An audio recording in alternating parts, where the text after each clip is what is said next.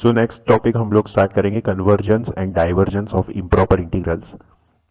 तो इसमें हम दो कॉन्सेप्ट्स स्टडी करेंगे। One is direct comparison test and another is limit comparison test. तो ये दोनों ही कॉन्सेप्ट्स को अप्लाई करके हम आइडेंटिफाई कर सकते हैं whether a given improper integral it is converging और डाइवर्जिंग। सो सबसे पहले coming to direct comparison test, तो कंसेप्ट क्या है वो पहले हम समझ लेते हैं, उसके बाद क्वेश्चन में कैसे अप्लाई करना है वो हम समझेंगे। सो डायरेक्ट कंपैरिजन टेस्ट में कंसीडर करो कि सपोज आपको दो इम्प्रॉपर इंटीग्रल्स गिवे हुए हैं। So integral a to infinity f x d x and another one is integral a to infinity g x d x. और ये जो इंटीग्रल के अंदर इंटीग्रेंट्स है यानी कि functions f x and g x ये नॉन नेगेटिव है, यानी कि f x is greater than equal to zero and g x is greater than equal to zero for all x greater than equal to a. और दूसरी condition हमें assume करनी है कि f x is less than equal to g x and f x is greater than equal to zero for all x greater than equal to ए। तो अगर ये सारी कंडीशंस होल्ड करती है तो हमारे पास दो सिनेरियोज आते हैं। तो फर्स्ट सिनेरियो है कन्वर्जेंस केस। तो कन्वर्जेंस केस में क्या है कि ये जो बड़ा वाला फंक्शन है दैट इज जी एक्स, उसका integral from a to infinity अगर कन्वर्ज कर रहा है तो एफ एक्स जो है छोटा वाला फंक्शन उसका भी integral from a to infinity converge करेगा। सो वही चीज लिखी है in case of convergence case, if integral a to infinity g x d x converges then integral f x d x from a to infinity also converges. और दूसरा case है divergence case. तो divergence case क्या कहता है कि if integral a to infinity f x d x, यानी कि ये जो छोटा वाला फंक्शन है उसका इंटीग्रल जो है फ्रॉम ए टू इन्फिनिटी वो अगर डाइवर्ज करता है तो जो बड़ा वाला फंक्शन है जी एक्स, तो उसका जो इंटीग्रल होगा integral a to infinity g x d x वो भी डाइवर्ज करेगा। तो ये है डाइवर्जेंस केस। तो if integral f x d x from a to infinity diverges then integral a to infinity g x d x also diverges. तो again मैं repeat कर देता हूं कंसेप्ट। डायरेक्ट कंपैरिजन टेस्ट में आपको दो इंटीग्रल्स गिवन होंगे, इम्प्रॉपर इंटीग्रल्स, एंड जो जिस फंक्शन के इम्प्रॉपर इंटीग्रल्स गिवन है that is f x and d x, f x and g x, वो दोनों ही नॉन नेगेटिव फंक्शंस है, यानी कि they are greater than equal to zero for all x greater than equal to a. और दूसरी condition जो hold करती है वो है f x is less than equal to g x and f x is greater than equal to zero. तो इस case में दो केसेस हमारे पास आते हैं, one is convergence case. So convergence case क्या कहता है कि अगर ये बड़ा वाला फंक्शन जो है जी एक्स उसका इंटीग्रल कन्वर्ज करेगा तो छोटा वाला फंक्शन है integral f x d x वो भी कन्वर्ज करेगा। और डाइवर्जेंस केस क्या कहता है, अगर छोटे वाले फंक्शन का इंटीग्रल डाइवर्ज करेगा तो बड़ा वाला फंक्शन है जी एक्स उसका भी इंटीग्रल डाइवर्ज करेगा। तो ये दो सिनेरियोस आपको माइंड में रखना है। अभी डायरेक्ट कंपैरिजन टेस्ट हम कैसे अप्लाई करते हैं वो क्वेश्चन के थ्रू ही हम समझेंगे। तो देखो क्वेश्चन हमें गिवन है test the convergence of the given improper integral, और इम्प्रॉपर इंटीग्रल गिवन है हमारे पास integral 1 to infinity cos x upon x square d x. तो हमें डायरेक्टली एक ही इम्प्रॉपर इंटीग्रल गिवन है जिसमें इंटीग्रेंड जो है वो एक ही फंक्शन हमें गिवन है, और हमें क्वेश्चन पूछा है test the convergence of the given improper integral. तो अभी देखो ये cos x upon x square जो है वो एफ एक्स है जो कि हमें गिवन है।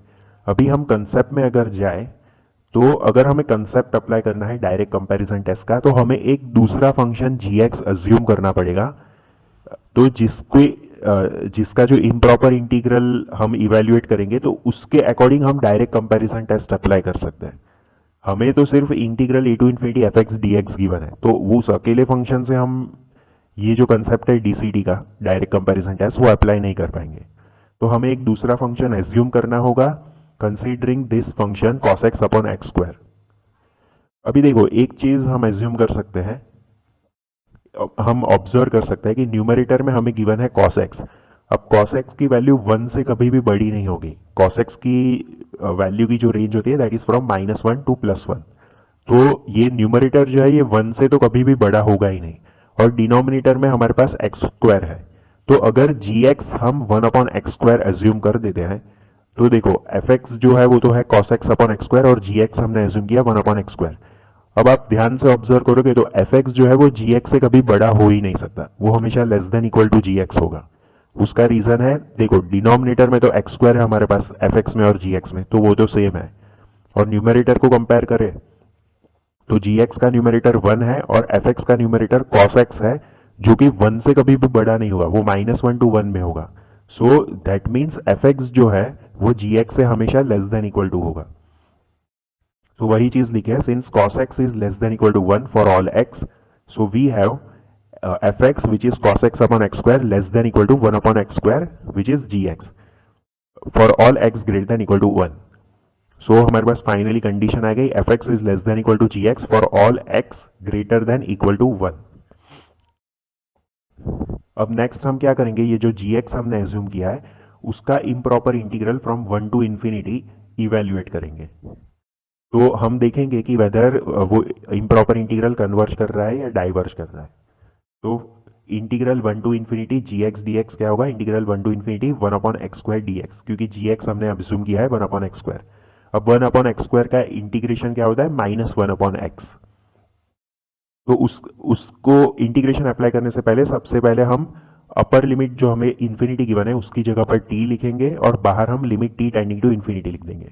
So converting to limit, we have limit t tending to infinity integral 1 to t 1 upon x square dx.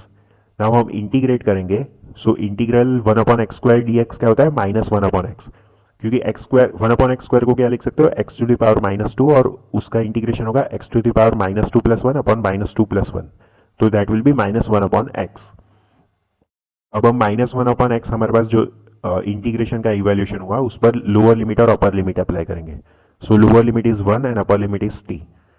तो इस एक्सप्रेशन में सबसे पहले हम t का वैल्यू पुट करेंगे which is upper limit, so it will be -1 upon t minus lower limit की value put करेंगे that will be -1 upon -1 that will be -1।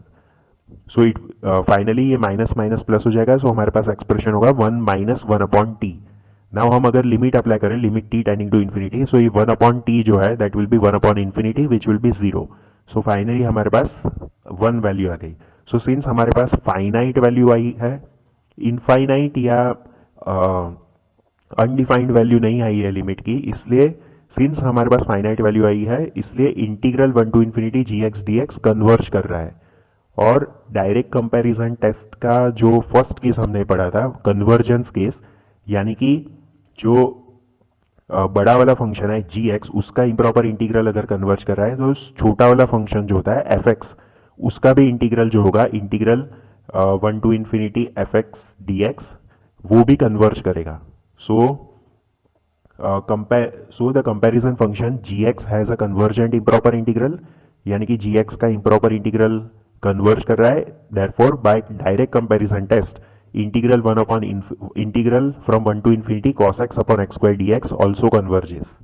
सो इस तरीके से क्वेश्चन में आपको डीसीटी जो कंसेप्ट है वो अप्लाई करना है। तो जो भी आपको इंटीग्रेशन के अंदर फंक्शन गिवन है उसको ऑब्जर्व करके आपको कोई एक दूसरा फंक्शन एज्यूम करना है in order to compare its improper integral and apply direct comparison test.